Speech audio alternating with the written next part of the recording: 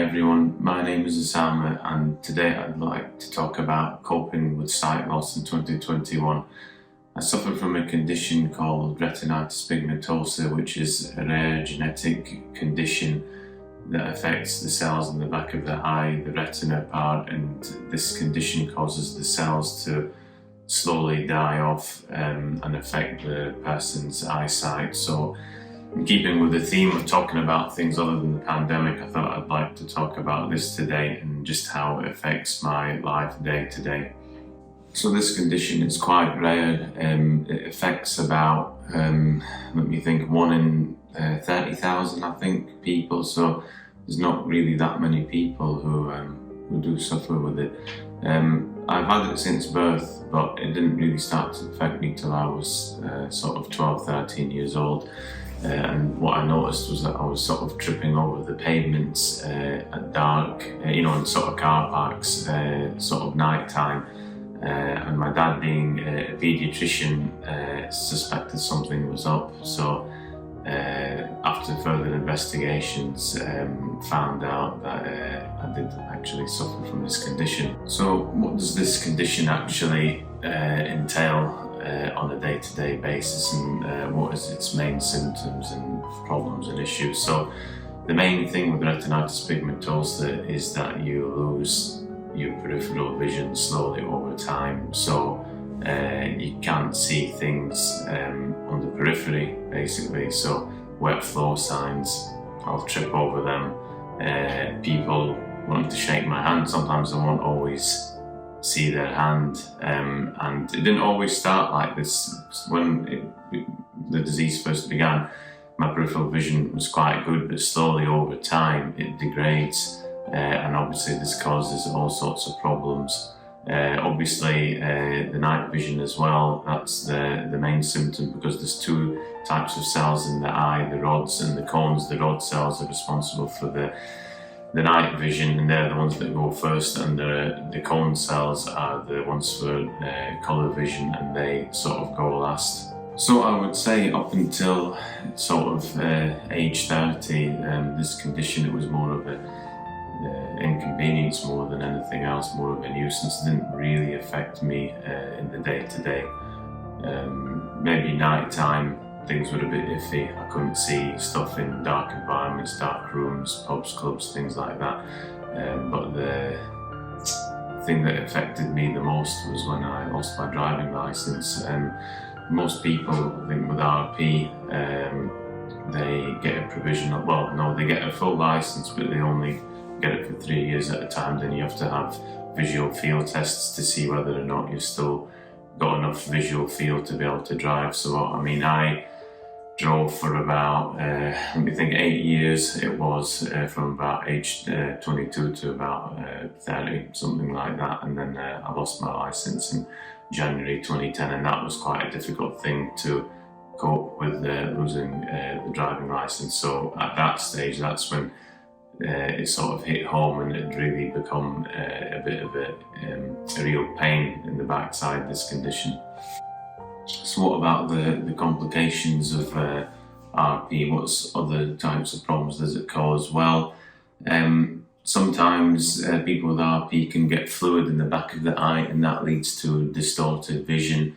I mean, basically with retinitis pigmentosa, I mean, I keep calling it RP for short, you get a cascade, a waterfall of issues, and it's just really a case of damage limitation. It's a real nightmare. So I mean, in my case, I got early onset cataracts. I mean, I started with the cataract around, I don't know, 5 years ago, something like that, and unfortunately people with RP can get early onset cataracts. Normally people don't get cataracts till they're 60, 70. So I had a cataract in my left eye that had been ongoing for about 5 years, and I had it operated on October 2019, and it made a really big difference to my eyesight, so much so that I didn't even have to wear glasses for my day-to-day work. Still need glasses for distance, but don't need glasses for reading. However, unfortunately, people who have cataracts and RP sometimes. It's not always a straightforward operation, and unfortunately, even though it was a success initially, I have had some complications following the cataract operation. So that's one thing that I have to deal with, and it's an ongoing issue. I go to Moorfields Hospital every so often down in London, and I'm under the management of the doctors down there. Other problems that you can get is holes in the eye, and I have a hole in the right eye, so that's another thing that they are monitoring. So like I say, RP just causes a huge amount of issues with the eyes, and it can be quite difficult to deal with on a day-to-day basis.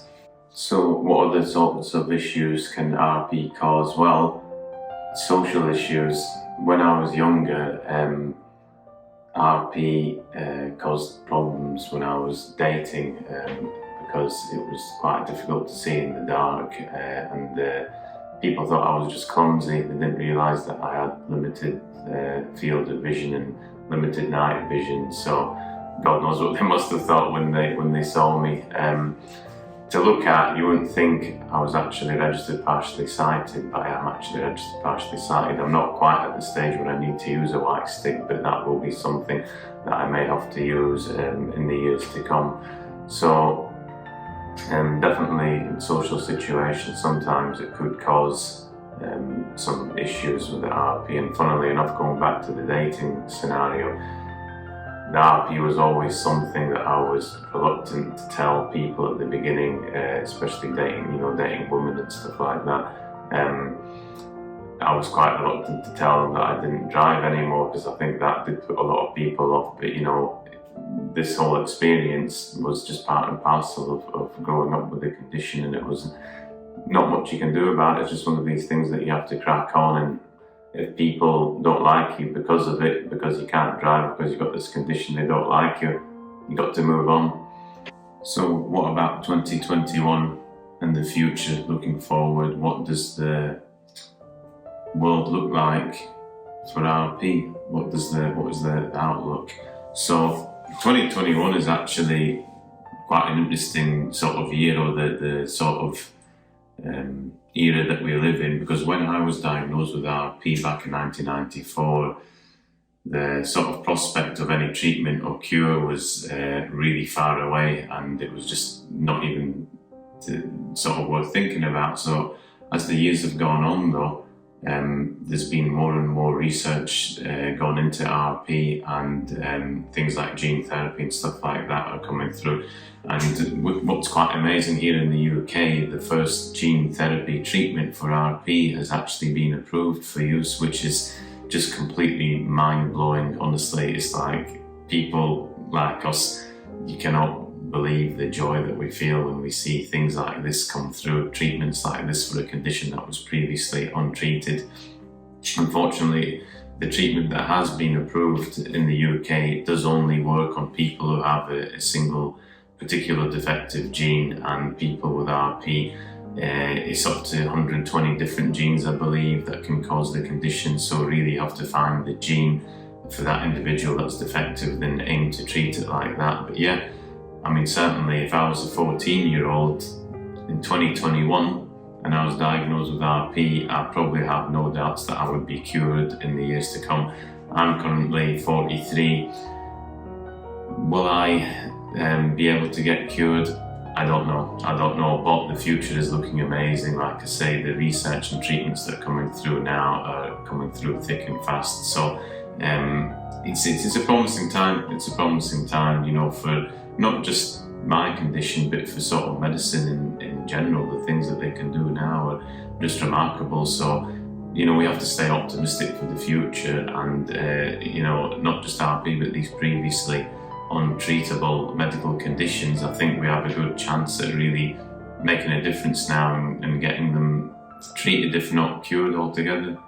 I hope to do another video soon about how this condition affects my work as a pharmacist and what it's like to work as a partially sighted pharmacist. So I'm hoping to to get that up quite soon. I look forward to seeing you again, and you'll be able to learn more about this condition and more about my job as a pharmacist. So I hope to see you soon. Thanks a lot for watching. Can't wait to catch up with everyone soon. Still got an absolute ton of topics to talk about, and hopefully the audio will be better, and we'll catch up soon and hope to see you in the near future. Thank you very much. See you. Bye.